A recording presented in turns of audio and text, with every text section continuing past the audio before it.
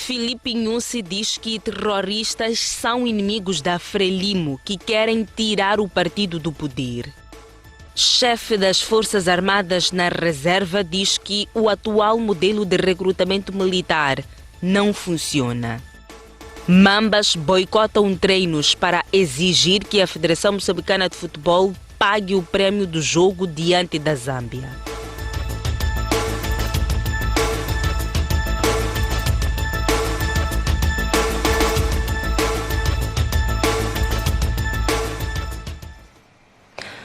Boa noite. Filipe Nyusi diz que o terrorismo é desencadeado por inimigos externos da Frelimo, que querem tirar o partido da liderança de Moçambique.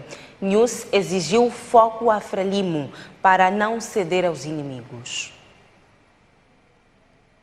De integração dos secretariados recentemente eleitos da OMM, OJM e ACLIN, Filipe Nyusi disse que a Frelimo tem hoje vários desafios, principalmente decorrentes das alterações introduzidas pela Constituição da República de 1990. A liberalização econômica e a adoção da economia de mercado levou alguns a esquecerem-se da missão principal de defender os interesses do partido e do povo, o nosso verdadeiro patrão, passando a preocupar-se mais com agendas pessoais e de certos grupos. Isso é só a nível interno. A nível dos atores externos, também se verificam ações que visam minar a permanência do nosso glorioso partido na liderança dos destinos dos moçambicanos.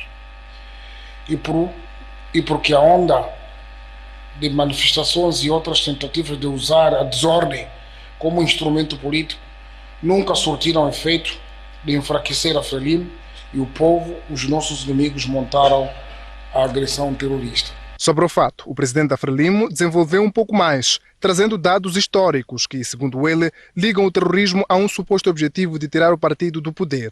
De certeza não foi mero acaso que as ações terroristas iniciaram a 5 de outubro de 2017.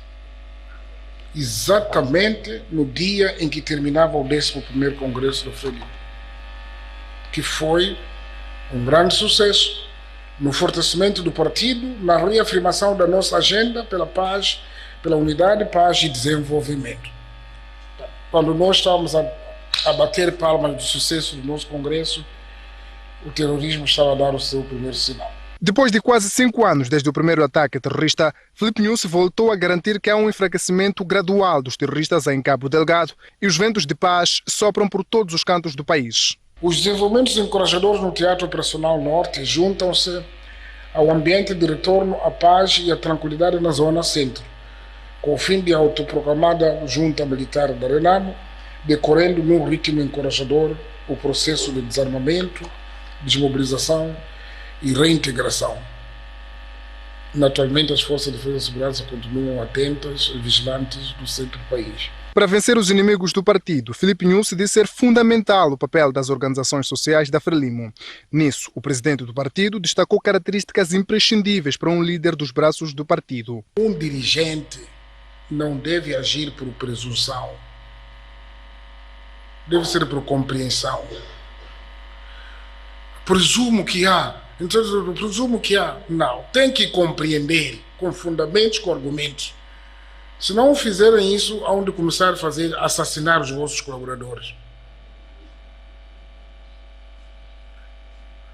O fato da pessoa berrar não quer dizer que ele não é nosso, na linguagem entre aspas. É preciso compreender as pessoas. Ademais, Filipe Nyusi diz que nos últimos tempos trocar de dirigentes não tem sido a tônica do partido. Há uma certa consistência para mantermos a linha. Agora, como disse, pessoas erradas desembarcam, sim. Os seminários de integração dos membros dos secretariados das organizações sociais do partido terminam esta quinta-feira e lá serão ministrados temas ligados à organização interna do partido. O chefe do Comando Reservista das Forças Armadas diz que o atual modelo de recrutamento militar não funciona. David Munongoro alega que muitos recrutas são filhos de militares e não estão dispostos a lutar em Cabo Delgado. É das poucas vezes que o problema é assumido por uma voz de dentro e conhecedora das forças de defesa e segurança. A existência de nepotismo na seleção de candidatos para as fileiras das Forças Armadas, revela o dirigente das Forças na Reserva, está a afetar negativamente o combate aos terroristas em Cabo Delgado. É que nós temos que adotar política de recrutar para fazer a guerra. O que muitas das vezes acontece hoje, as pessoas são recrutadas para vir ter emprego. Portanto, eu vou recrutar o meu filho porque já não consigo educar, vou mandar lá nas Forças Armadas, vou mandar na polícia, porque eu estou saturado com ele. Mas quando eu ouvir que está sendo empenhado em Cabo Delgado, já estou a intervir, não, veja lá, esse é meu filho, depois não sei o quê. E se nós formos a fazer isso todos nós, quem é que há de ir a Cabo Delgado? Quem é que há de fazer a guerra? Então é mais ou menos isso. Como é que se muda isso? Como é que se altera essa situação toda? É adotar nova política de recrutamento. É preciso que adotemos novas políticas de recrutamento e não continuarmos a usar as políticas que estão sendo usadas neste momento. Munongoro, que já foi diretor da Polícia Judiciária Militar por 12 anos, lança maior responsabilidade ao Estado para a motivação das tropas. Respeito, bom tratamento ao militar, a alimentação, o equipamento, não é? Boa logística, boa remuneração, não é? Quando falo da remuneração, não é só o dinheiro, mas se, por exemplo, seguro de vida. Falou da questão da diferença do militar moçambicano, por exemplo, o militar ruandês, em termos de equipamentos. Deu um exemplo até caricato de que quando passa uma tropa ruandesa, o inimigo tem medo de atacar. Como é que se muda essa situação toda? É só comprar. O Estado deve comprar o equipamento para o exército moçambicano. Homens temos, bem preparados. Então é só a questão de, portanto, o Estado investir as Forças Armadas. Lembre-se que David Munongoro foi também vice-comandante do Instituto Superior de Estudos de Defesa Armando Guebuza. Os currículos das instituições de formação militar em Moçambique estão desatualizados. O diretor dos Serviços Sociais das Forças Armadas diz que é preciso uma reforma urgente para melhor entender e combater o terrorismo. Para combater o inimigo, há que estudá-lo e conhecê-lo. Para o Major-General Samuel Luluva, o que se aprende hoje nas academias moçambicanas está desatualizado. O desempenho em combate depende essencialmente das circunstâncias concretas do campo de batalha, mas não só de um conjunto de fatores de natureza técnica e tática. As ações dos terroristas desenrolam em cenários diferentes que não se encaixam, como estava a dizer, com aquilo que são os currículos formais nas nossas instituições hoje. Os currículos não são estáticos. Eles são atualizados em função do contexto atual. Face a essa realidade, aconselha: precisamos aqui de reorientar os currículos em função dos desafios que se apresentam. Quais são os desafios hoje? Qual é o problema que se apresenta hoje? O problema que se apresenta hoje é o terrorismo. Então, em função dos seus modos operantes, precisamos de reorientar também os nossos currículos nas nossas instituições de ensino. O brigadeiro Abel Ziquei, que foi chefe do Comando Conjunto em Macomia e viveu de perto o terrorismo, explicou os perigos da falta de atualização do ensino. Os colegas sabem. Uma posição nossa, por acaso, em Macomia, por exemplo, uma posição nossa foi atacada. Fomos para lá. Encontramos soldados esquartejados, colocados na panela. A pergunta era para comer. Estavam para cozinhar e depois comer. E o soldado Está a ver isso. O oficial está a ver isso. A gente está a ver isso. Que trabalho deve ser feito? Que trabalho deve ser feito para alterar essa agressão à consciência humana? Queria dizer que esse trabalho começa no treino, lá em Mungui. Começar a lhe explicar que o terrorista faz isso. E continua no próprio terreno a ser explicado isso. Mas são factos reais. Aqueles tipos, não há adjetivos em português para dizer quem são aqueles. É muito difícil. Porque eles fazem coisas irracionais, totalmente irracionais. Nem sei se essa palavra também diz aquilo que eu quero dizer. Autênticos antropófagos. São indivíduos que não têm nenhum princípio. Matar. E que matar e de que maneira matam? É muito complicado. Os intervenientes lamentaram ainda que o Estado não coloque orçamento para a investigação em matérias de defesa e segurança, o que prejudica nos esforços de combate ao mal. O município de Maputo pondera prolongar o prazo de pagamento do imposto predial autárquico. Sobre a preocupação dos munícipes em relação aos valores a serem pagos, Inês Comiche diz que a idilidade está a refletir. O Conselho Municipal de Maputo tomou conhecimento que munícipes do bairro do Zimpeto, Distrito Municipal Camboquano, estavam preocupados com os valores que estão sendo cobrados relativos ao imposto predial autárquico por considerarem serem altos para as suas capacidades. Este assunto está a merecer a nossa reflexão. O Conselho Municipal de Maputo está a realizar levantamentos de dados que também informam o cálculo do IPRA desde o ano 2020, nos distritos municipais de Camavota, Bairro da Costa do Sol, de Camboquano, bairros Mavanilho B, Zimpeto e 25 de Junho. Temos a destacar que o Conselho Municipal de Maputo não exige a apresentação do ato para o pagamento do IPRA, pois a existência de uma edificação não precária no terreno demonstra de facto a utilização e aproveitamento da terra. O Conselho Municipal de Maputo tem vindo a interagir com os munícipes para, caso a caso, avaliar a capacidade de pagamento dos tributos e, em função disso, acordar planos de pagamento além das duas prestações previstas por lei.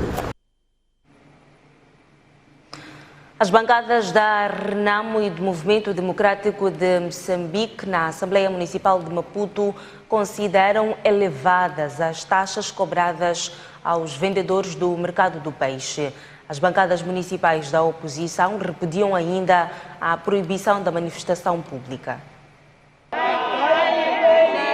O Movimento Democrático de Moçambique, MDM, diz que o impedimento da manifestação pública dos vendedores do mercado do peixe no dia 27 de julho viola a lei. Os vendedores pretendiam convencer o município de Maputo a baixar as atuais taxas cobradas porque as consideram elevadas, bem como exigir indemnização por terem sido transferidos do antigo mercado para o atual. Assistem-se atropelos sucessivos a esse preceito constitucional que, para além de atentado ao Estado de Direito, confirma que, na prática, somos um Estado autoritário disfarçado de democrático. Para o partido, as taxas cobradas são proibitivas. Por sua vez, a RENAMO prevê uma convulsão social devido às frequentes violações dos direitos do cidadão. Isso indica a baixa aprovação popular do governo municipal pelo eleitorado de Maputo. Preocupa-nos a iminente convulsão social que desafia a autoridade da Polícia Municipal, como vergonhosamente assistimos no início deste mês. A Frelimo reconhece os desafios da idilidade, mas diz que nem tudo está mal. A entrega, por exemplo, de 47 casas aos munícipes vítimas do desabamento da Lixeira do Ulém, a reativação em curso do funcionamento da morgue do Centro de Saúde da Catem. Os membros falavam esta quarta-feira durante a 17ª sessão ordinária da Assembleia Municipal de Maputo. No evento, Enéas Comis reiterou o seu posicionamento da semana passada de que não há espaço para a indemnização aos vendedores. O mercado, a luta continua, era informal, funcionava num espaço municipal e a transferência dos vendedores que exerciam atividade nesse espaço obrigava que se melhorassem as condições de trabalho, sem lugar a indemnizações. O governo vai introduzir um sistema inteligente de transporte na região metropolitana do Grande Maputo. O projeto está ainda em estudo e não há datas previstas para a implementação. Depois do sistema de bilhética eletrônica, cuja implementação vai permitir o subsídio ao passageiro, o governo tem agora um novo projeto para, através da tecnologia, facilitar a mobilidade. Trata-se de um sistema de transporte inteligente, sendo que a sua aplicação estará a cargo da Agência Metropolitana de Maputo. Já a bilhética é um passo. Então precisa também incorporar a parte da gestão do tráfego e integração de outros modos de transporte, o que significa que uma pessoa, onde estiver, possa saber qual é o transporte que espera naquele momento, a que horas, e não sei o que, as rotas, o horário e tudo isso o resto. Incluindo informação relativa aos congestionamentos e tudo isso. Coreia do Sul é o parceiro de implementação da ideia e vai usar da sua experiência em cidades com características semelhantes às de Moçambique. Nós até visitamos uma cidade com características semelhantes à cidade de Maputo.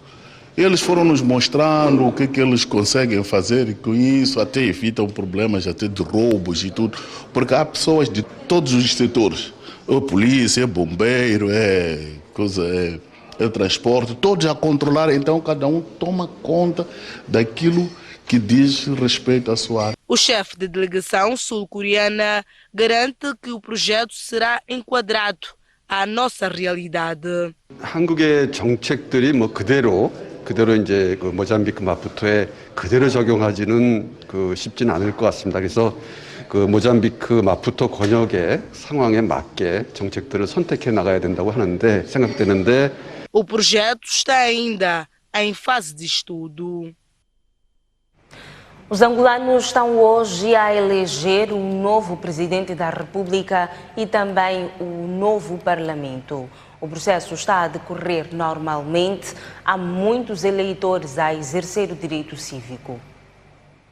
As urnas abriram às 7 horas, apesar de em alguns locais ter havido atrasos. Os membros das mesas de voto foram os primeiros a votar e só depois abriram para os demais eleitores. À chegada à Assembleia de Voto, o eleitor é abordado por estes agentes que, através do seu bilhete de identidade e ou cartão de eleitor, identificam a mesa onde deve votar. Este outro grupo de agentes verifica a informação e encaminha o eleitor até a mesa. Após votar, a senhora Camila, por exemplo, diz que fez a melhor escolha para o seu país. Melhoramentos para as pessoas, melhorar o nosso país. Que a gente precisa é melhorar o nosso país. Porque a gente só quer trabalho. É só mesmo trabalho. Dizer essas coisas, não queremos nada. Queremos que venha um novo partido que governe Angola inteira, que todo mundo esteja em paz. Somente os 3 fatores que assolam muito Angola, que é a educação, saúde e a fome. Educação, saúde e a fome. Acredito que esse partido tem capacidade de mudar esses 2 fatores. Espero que o próximo governo trabalhe à vontade, né? De modos a dar outra sustentabilidade aos angolanos. E o presidente angolano, João Lourenço, foi um dos primeiros a realizar o seu direito de voto numa das assembleias de voto arredores aqui da cidade de Luanda. Vamos todos os cidadãos eleitores a fazerem o mesmo e, no fim, vamos sair todos a ganhar. É a democracia que ganha, é a Angola que ganha. Muito obrigado. E do outro ponto da cidade, à mesma hora, o candidato da UNITA, Adalberto Costa Júnior, também exerceu o seu direito de voto e apelou os eleitores a irem votar em massa. E que no final do dia sejam respeitados os votos depositados nas urnas e sejam afixados os resultados em todas as assembleias, como a lei confere, e, portanto, Angola faça a festa das suas opções. Os agentes eleitorais estão satisfeitos com a afluência dos eleitores e que o processo está a correr com normalidade. A afluência está boa, os cidadãos estão a aderir às mesas da Assembleia de Voto e o processo está a correr na sua normalidade. O processo está correndo uma linda calmia, estamos a ter muita aderência dos nossos eleitores e pensamos nós que até o prazo previsto, ou seja, estabelecido pela CNE, vamos terminar os nossos trabalhos. A Comissão Nacional de Eleições, no balanço feito à meio da tarde, disse que o processo estava a decorrer em todo o país com normalidade e atualizou os requisitos para os eleitores exercerem um voto.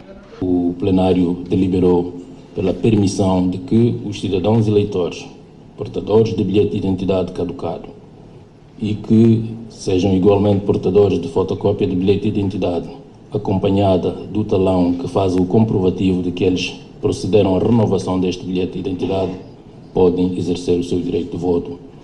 Jovens e idosos como estes estão, durante o dia todo, a fazer este gesto, que é um gesto de democracia, é um gesto que vai marcar a paz neste país e o desenvolvimento. É o que os angolanos procuram ao depositarem o seu voto naquelas urnas.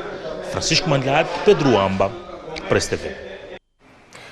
E nos bairros suburbanos de Luanda, capital de Angola, alguns eleitores acataram os apelos da UNITA, votaram e ficaram nas proximidades das assembleias de voto. Ainda assim, até o momento, não há registro de distúrbios e o apuramento está a decorrer com normalidade.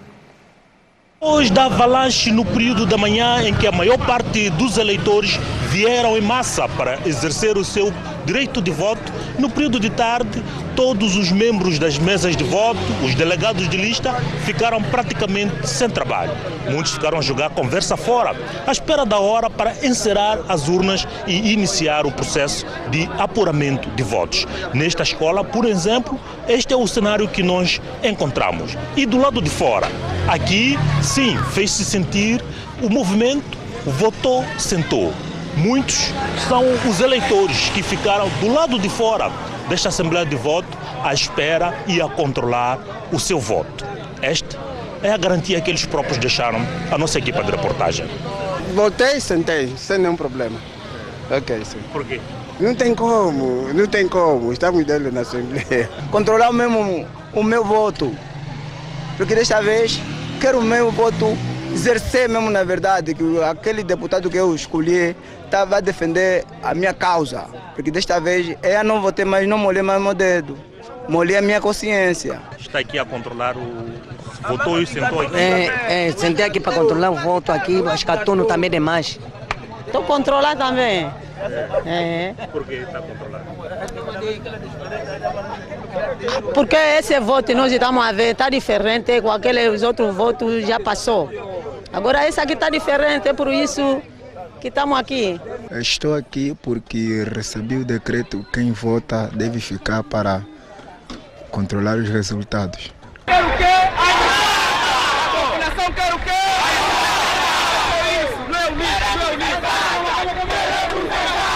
E a maior parte das mesas de voto encerraram mesmo às 16 horas e outras foram até às 16h30 e logo de imediato iniciou a contagem dos votos. E é este momento que estamos acompanhando. Voto válido para UNITA. Voto válido para UNITA. 131. Vontade do povo. Vontade do povo, bem expressa. Voto válido para FNLA. Um voto. Um voto, FNLA. Tem vantagem, ainda não subimos. Não, do que já contaram? Já contamos, UNITA. Obrigado. É delegada de que partido? É pela... É delegado de? Da FNLA. E como é que está a ver a contagem? A contagem mesmo está ir quase mesmo na UNITA. Está a passar mais na UNITA. É uma mudança. Francisco Manlhac, Pedro Amba, Press TV. O ativista angolano Rafael Marques diz que não encontrou os delegados de lista da UNITA nas assembleias de voto pelas quais passou em Luanda. Marques diz que não basta que a oposição se queixe de fraude, é preciso que se organizem para fiscalizar as eleições. Eu levei 1 minuto para votar aqui. Está organizado. Estranhamente, nesta Assembleia de Voto não há nenhum delegado de lista da UNITA, porque eventualmente não se preparou a tempo ou não foram credenciados. Mas é importante notar que depois haverão reclamações e em muitas mesas nós constatamos numa pequena volta que não há delegados de lista da UNITA, porque falou-se muito em fraude, mas também não se prepararam as pessoas para fazerem a devida fiscalização do processo. Então é importante que os discursos políticos sejam seguidos por trabalho prático, de modo a criar um ambiente, primeiro, de tolerância política. Neste momento está a decorrer a contagem de votos em Angola. Vamos em direto a Luanda ao encontro dos jornalistas da STV, Francisco Malhate e Pedro Wamba. Francisco Malhate, boa noite. A partir agora da Comissão Nacional de Eleições de Angola, como é que está a decorrer o processo de contagem de votos? Malhate.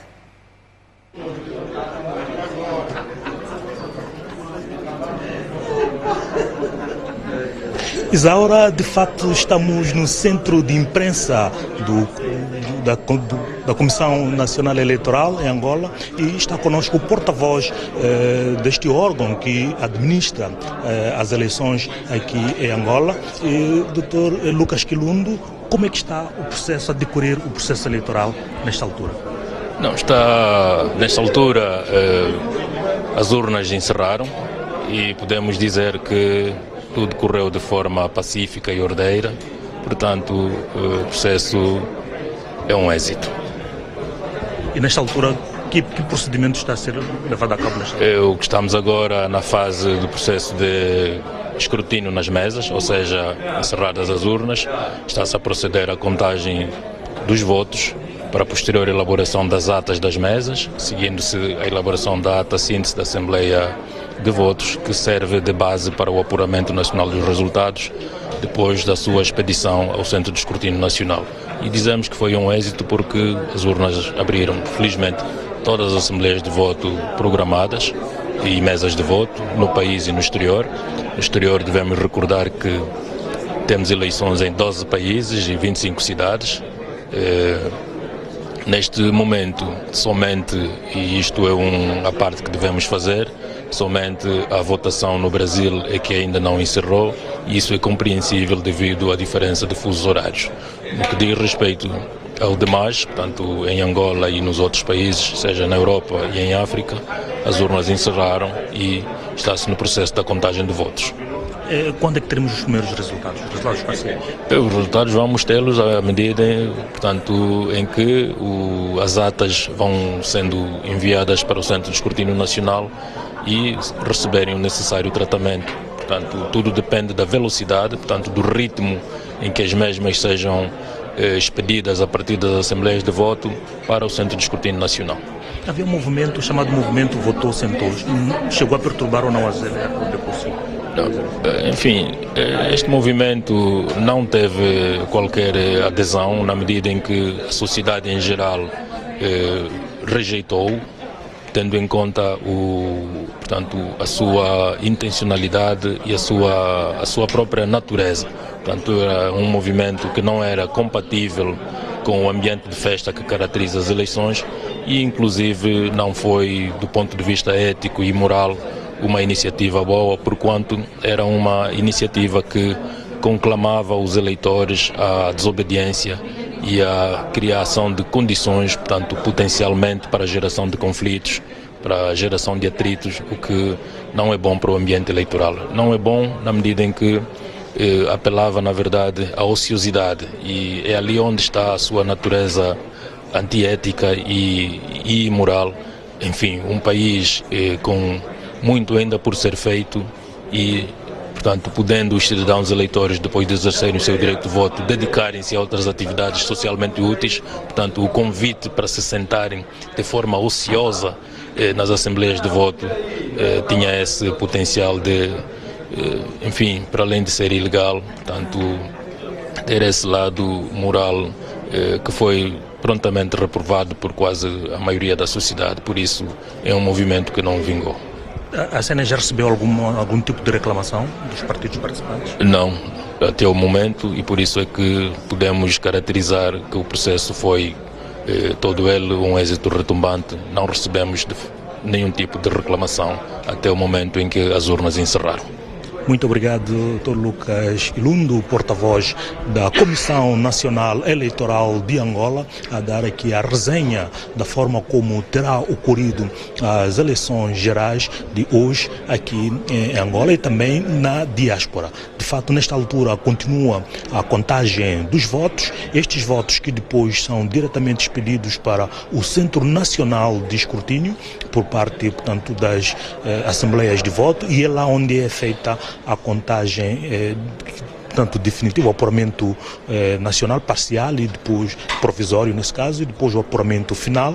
E à medida que este centro de escrutínio recebe os resultados, processa-os e vai divulgando aos poucos para que possa o público saber qual foi o resultado destas eleições. Amanhã, às 8 horas de Luanda, haverá de novo uma conferência de imprensa em que a CNE provavelmente vai informar como é que terá acontecido a parte final deste processo, e provavelmente até lá poderá haver já alguns resultados sobre como é que os angolanos, em que sentido os angolanos votaram.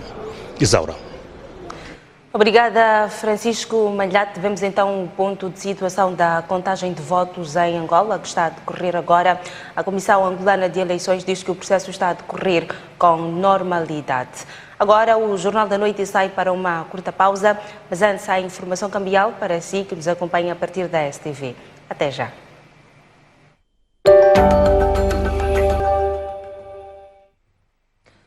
De volta às notícias. Já há dinheiro para reabilitar a Estrada Nacional número 1. O Banco Mundial acaba de aprovar um financiamento de 400 milhões de dólares por via da Associação Internacional de Desenvolvimento, IDA. O valor deve apoiar o projeto de estradas seguras para uma melhor integração econômica de Moçambique. O objetivo é reabilitar os troços rodoviários prioritários do corredor Norte-Sul da EN1. Um total de 508 quilómetros de estrada serão reabilitados. Os troços prioritários são Metoro-Pemba, em Cabo Delgado, Gorongosa-Caia e Inchope-Gorongosa, em Sofala, e por fim Chimoara-Nicoadala, na província da Zambésia. A antiga primeira-ministra Luísa Diogo diz que não tem uma fórmula única para a tabela salarial única. Entretanto, Luísa Diogo defende que é preciso deixar a equipa de carreiras trabalhar e testar as lógicas do sistema. Minha mente é uma mente aberta para uma tabela salarial que seja realística do ponto de vista orçamental, que crie incentivos aos diferentes níveis para o Estado se modernizar, que crie incentivos para os jovens crescerem e que reconheça a contribuição daqueles que têm 10 anos, 12 anos, a sua contribuição também deve ser reconhecida. É a favor de uma tabela salarial única no aparelho de Estado? Eu não sou de fórmulas únicas, né? Mas estou a abrir a minha mente para poder aceitar uma tabela salarial única. A primeira proposta que eu faria é deixar que a equipa das carreiras trabalhe, antes de meter lá o dinheiro. Porque eu fiz reformas na área das tabelas, das remunerações. Era necessário, porque o país tinha que crescer. Lá onde eu encontrei, lá por onde eu saí, passaram anos, era necessário mexer. Então, é necessário deixar que a área das carreiras olhe para as carreiras e veja e teste as lógicas no sistema de carreiras. Porque tem lógicas. Estas lógicas de respeitar os que deram um bom tempo e dar-lhes o seu próprio estímulo. Daí esta lógica de respeitar os que estão a entrar, porque eles que fazem a força das mudanças dentro das instituições, e cada área, seja executiva, seja legislativa e mesmo parlamentar, tem suas especificidades. Uma entrevista por ver na íntegra hoje, depois da telenovela na STV e depois do Noite Informativa na STV Notícias. O governo diz que já não quer que pessoas só com licenciatura lecionem nas universidades. No entanto, o ministro da Ciência, Tecnologia e Ensino Superior reconheceu hoje que a medida não é imediata. Contribuição individual mesmo dos próprios docentes para continuar com os seus estudos a nível de mestrado e doutoramento. Então, todos esses esforços têm contribuído significativamente para nós termos no nosso subsistema docentes cada vez melhor qualificados. Uma questão, até quando não teremos mais licenciados a darem aulas a licenciados? Porque há algumas escolas que continuam com quadros docentes que são licenciados. O exercício que nós estamos a fazer é a avaliação permanente disso e colocação dessa exigência, de tal modo que o que vale a pena assumir é que as próprias instituições agora já assumiram esta consciência de que temos que elevar permanentemente a qualificação do nosso corpo docente, e este exercício tem que continuar sempre para nós termos um subsistema de ensino em que o nosso corpo docente de fato é bem qualificado. E nós dizemos isso, bem qualificado, exatamente porque no ensino superior não é apenas uma questão de ensinar apenas, mas também é preciso fazer investigação, é preciso fazer extensão. E a investigação científica requer também uma formação específica, e a nível de pós-graduação no qual se faz muita insistência em relação a questões de investigação. Então, por isso, esta é uma das razões porque nós também exigimos que os docentes do ensino superior tenham a pós-graduação já estabelecida. Em que percentagem estamos? Há uma nova delegação da Universidade Católica de Moçambique, na província de Gaza. O Ministério da Ciência, Tecnologia e Ensino Superior diz que a universidade tem de formar técnicos que contribuam para o desenvolvimento socioeconômico do país.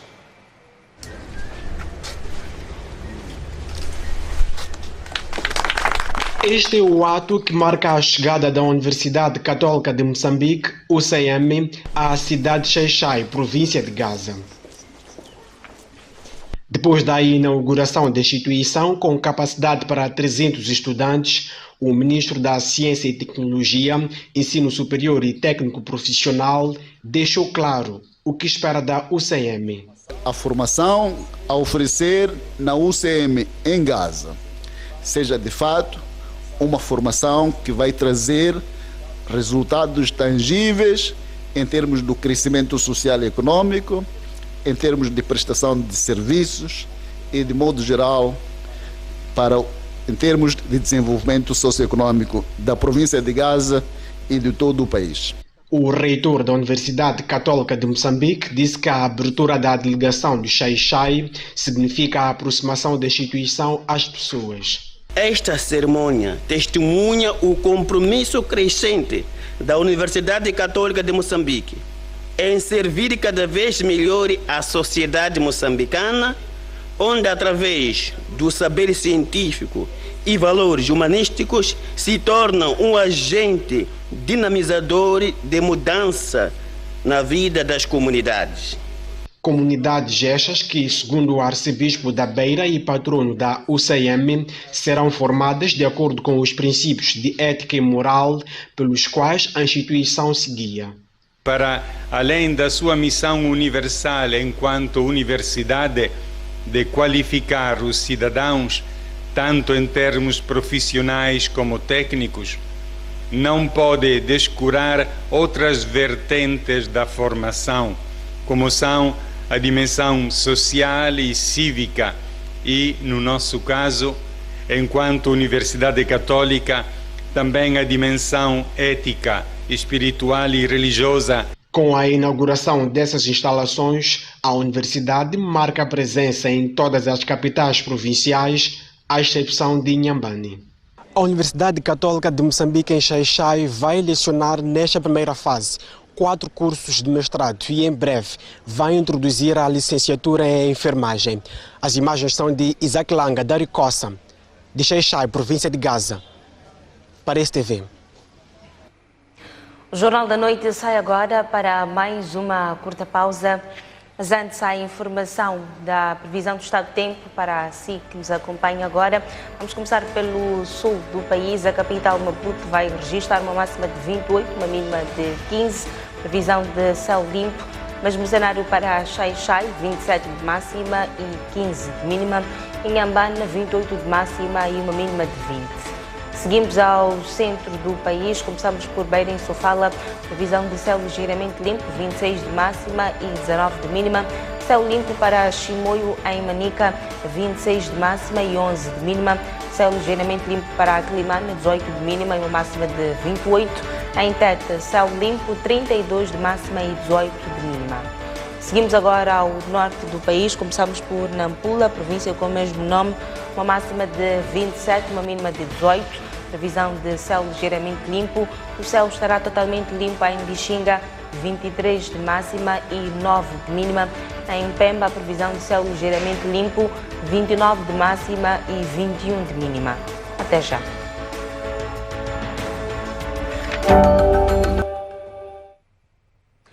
Retomamos as notícias. Vamos agora ao desporto. Os Mambas boicotaram os treinos de hoje em reivindicação do prémio da eliminatória em que venceram a Zâmbia. A Federação Moçambicana de Futebol confirma a dívida e garante que vai liquidá-la antes do jogo com o Malawi.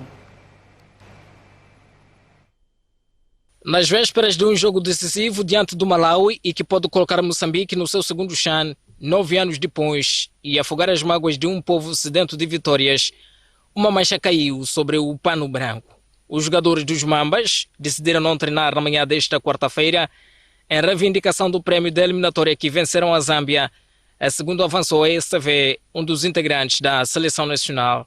Mais do que isso, os atletas entraram em greve de fome durante a noite de terça-feira e manhã desta quarta-feira. Só por volta das 12 horas é que os atletas voltaram a se alimentar depois da negociação havida entre estes, a Federação Moçambicana de Futebol e Secretaria de Estado de Desporto.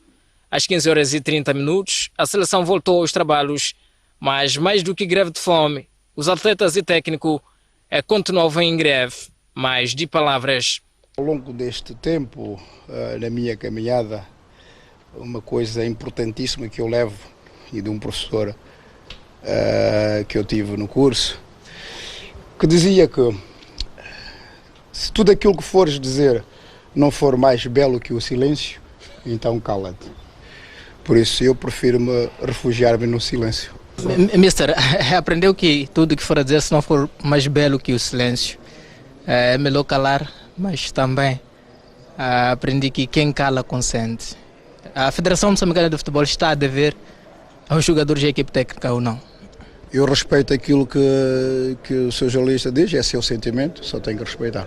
Isso é um assunto interno, mas eu digo que não entramos em greve de fome. Na Federação eu acredito que tem gente muito competente e está a cuidar de toda a questão logística para que nós possamos viajar em condições e ter um jogo também em condições. A situação que acontece depois do anúncio da desistência das seleções sub-23 e sub-17 em competições internacionais e que levou o secretário de Estado do Desporto a chamar a FMF de precipitada e desorganizada, haveria ser confirmada por vice-presidente para a área das seleções nacionais, sem, no entanto, avançar os números. Todo mundo deve. A federação não pode viver normal, conforme já disse, que a federação tem dívida assim como todo mundo deve. Martinho Macuana garante que a dívida será liquidada brevemente. É verdade que temos dívida 5 anos, mas no futuro tão próximo vamos conseguir liquidar a dívida. Então, a dever quanto?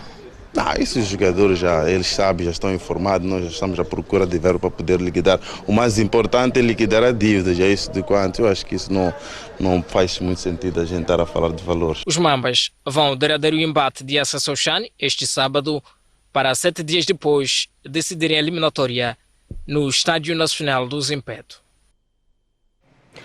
O antigo capitão dos Mambas, Tico Tico, diz que a Federação Moçambicana de Futebol deve cumprir as suas obrigações. Tico Tico salienta que é preciso motivar os jogadores para que continuem com bons resultados. Há compromissos que a Federação tem com os jogadores, tem que cumprir. Eu penso que os jogadores têm dado o seu litro, né, nas últimas campanhas. Tenho sempre mencionado que a seleção tem estado a obter bons resultados. É importante que sejam motivados para continuarem a ter bons resultados. Não podem haver promessas e não se cumprirem, não é? A partir do momento que tu prometes uma coisa a alguém, tens de cumprir, sob o risco de passarmos por essa situação que estamos a passar agora. Não estou aqui a dizer que as greves têm que acontecer.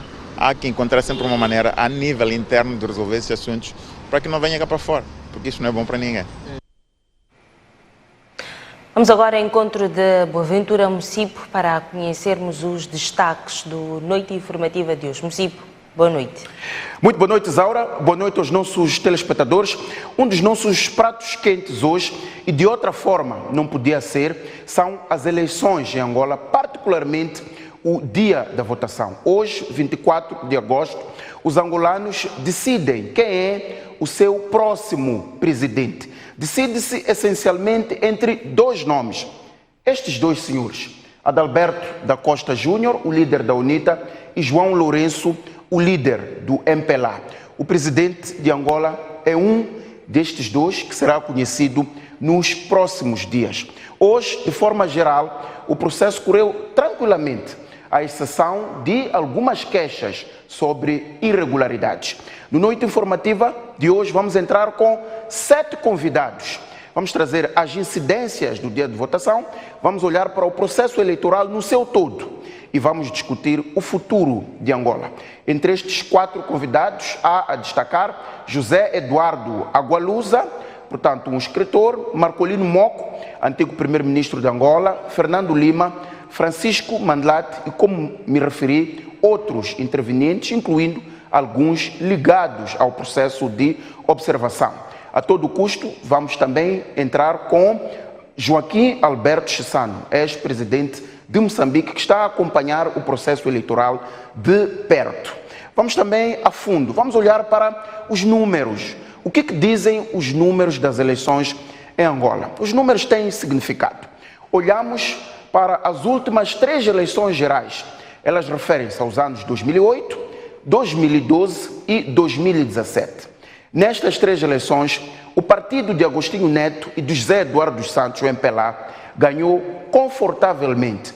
Nestas 3 eleições, o MPLA ganhou em todas as 18 províncias de Angola.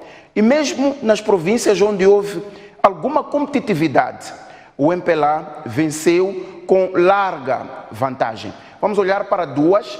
A primeira é Luanda. Nas eleições gerais de 2017, a UNITA ficou com 35%. O MPLA ficou com 48%. Podemos olhar para uma outra província, Lunda Sul. Aqui a UNITA, nas eleições passadas, ficou com 41%. O MPLA ficou com 46%. Estes números históricos indicam que terá de haver uma grande revolução no eleitorado para que, de facto, a UNITA consiga vencer estas eleições. Vamos olhar para estes números, extrair os seus significados aqui no Noite Informativa. Mas temos matéria de casa. O presidente da República, numa reunião partidária hoje, disse que o objetivo do terrorismo é desalojar a Frelimo do poder. Um importante quadro das Forças de Defesa e Segurança. Disse também que não se está a treinar para combater, denunciou nepotismo nas Forças de Defesa e Segurança e que há soldados que se recusam a ir combater em Cabo Delgado por influência de quem os colocou dentro das Forças Armadas de Defesa de Moçambique. Este é tema para Ismael Moussa e Ismael Nhacuco na segunda parte do Noite Informativa desta quarta-feira. Caro telespectador, é já a seguir na STV Notícia, onde vai acompanhar os desenvolvimentos dos temas aqui apresentados. Eu e os meus convidados aguardamos por si. Até já.